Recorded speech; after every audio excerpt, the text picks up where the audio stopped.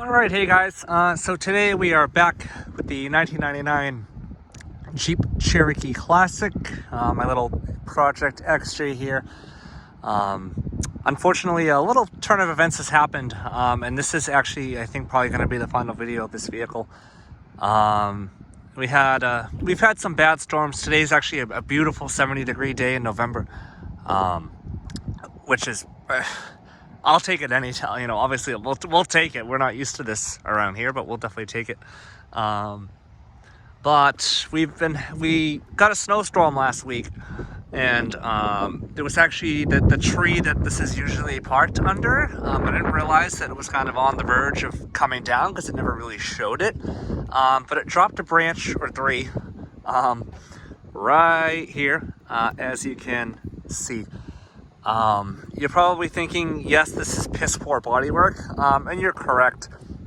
It just so happens, I didn't know, but the guy, you know, the shop that ended up, you know, redoing the roof for me, but if you remember, if you go back to my first video, which I will link in the description, you will remember that this roof was kind of all rusted out at one time, you know, big, giant, just rust bubbles fucking everywhere.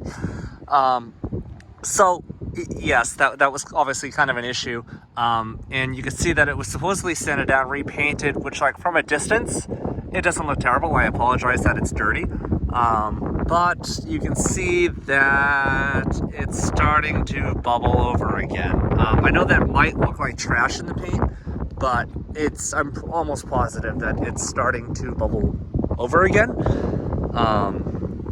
and yeah, right there.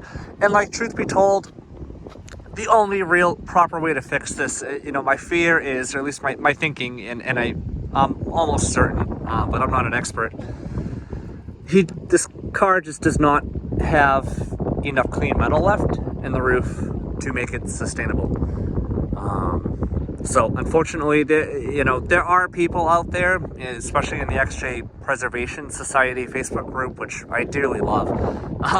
Those people are awesome. Love the Preservation XJ community, not so much the XJ community that botches these up.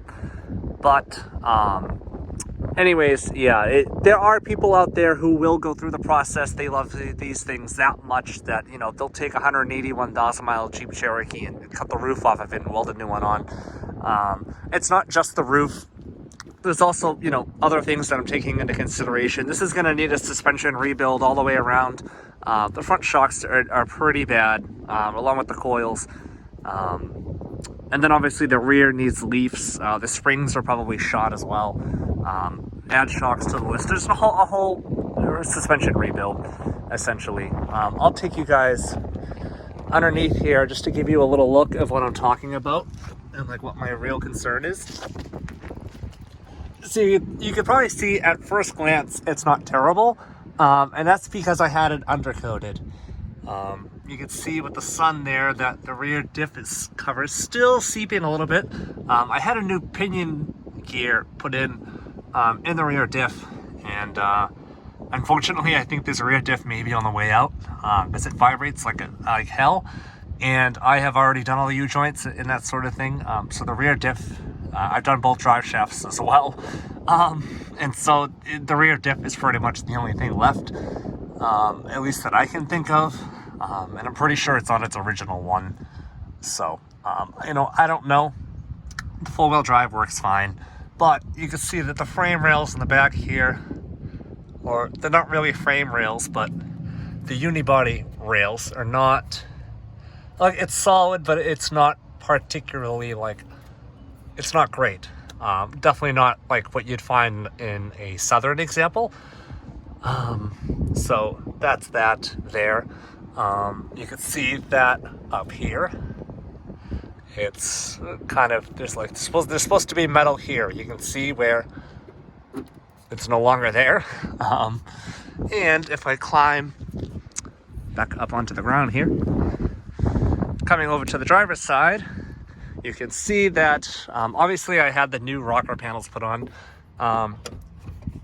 but you can see again that it's not, like, it just does not look good.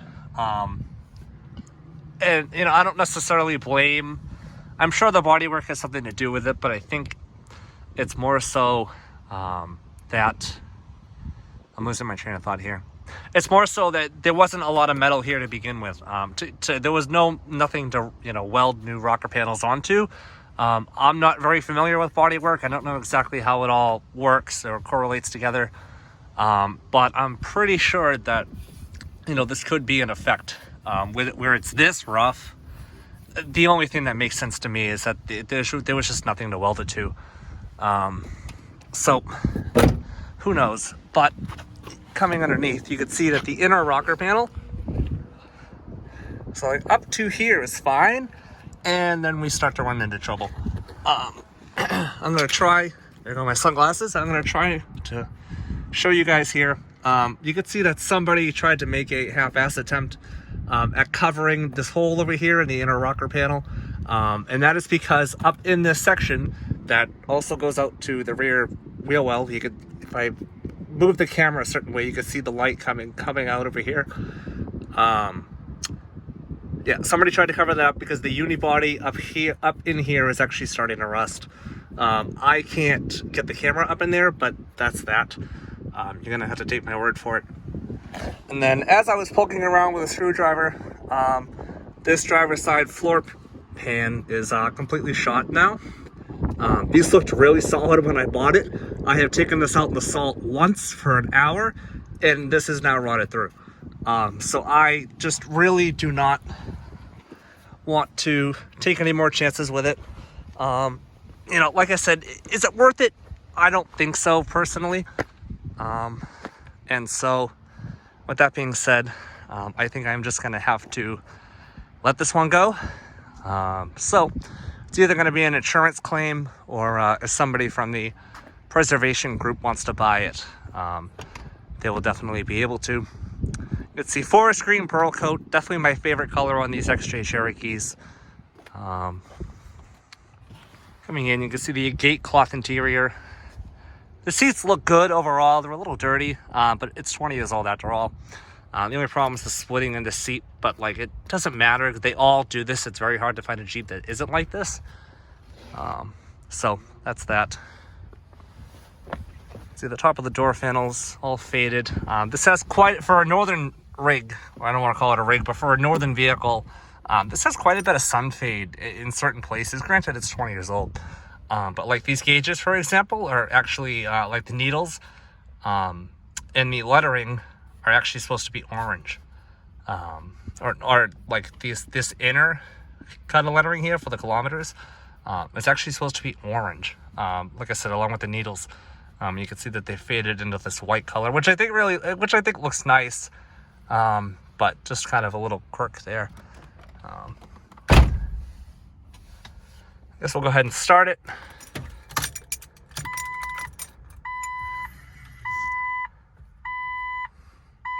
See 181, 487.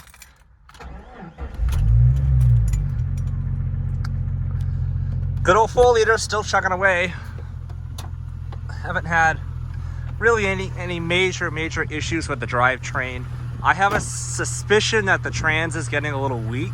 I've changed the fluid 3 times, changed the filter, and it's still not really... Oh, and this hood is stuck. Okay, that's great. Oh boy. Okay, well...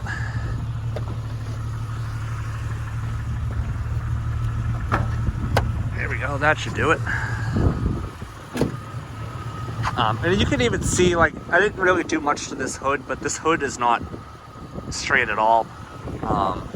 So that's that.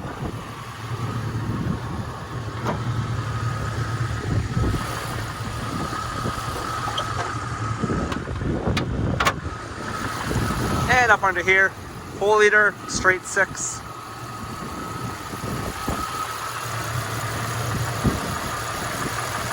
Sounds like a little bit of a lifter tick somewhere. It's very typical for these motors. I'm pretty sure this is the original motor for this car.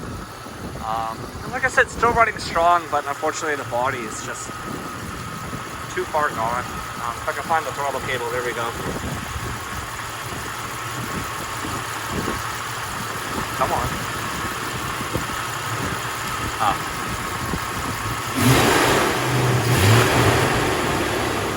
1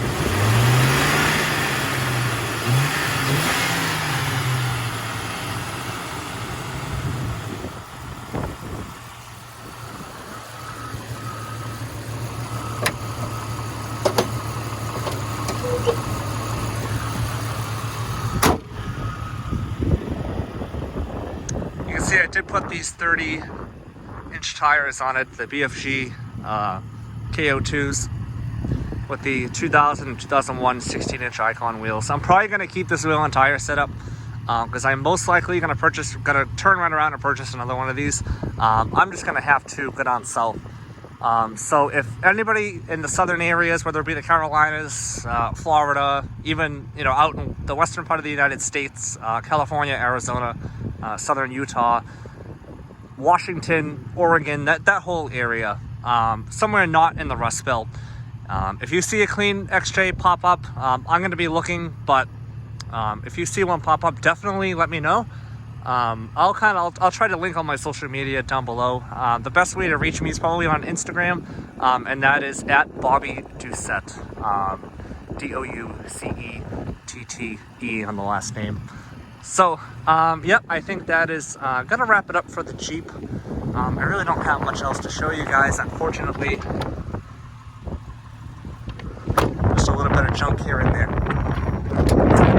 So, yeah, unfortunately, I think that's all she wrote. I did have quite a bit of sentimental value for this, I'm not gonna lie. I don't want to say it's easy getting rid of it, but unfortunately at this point, it's just going to be the most logical thing to do. So we are at 12 minutes now. I think I have rambled on for long enough. If you guys see Clean XJ, let me know. Thanks for watching.